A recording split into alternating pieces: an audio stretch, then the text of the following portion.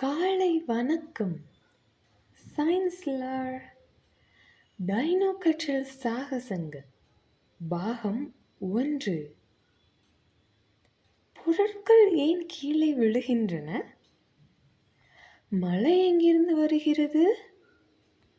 என்ன சிறிய ரகசியங்கள் மறைந்திருக்கின்றன?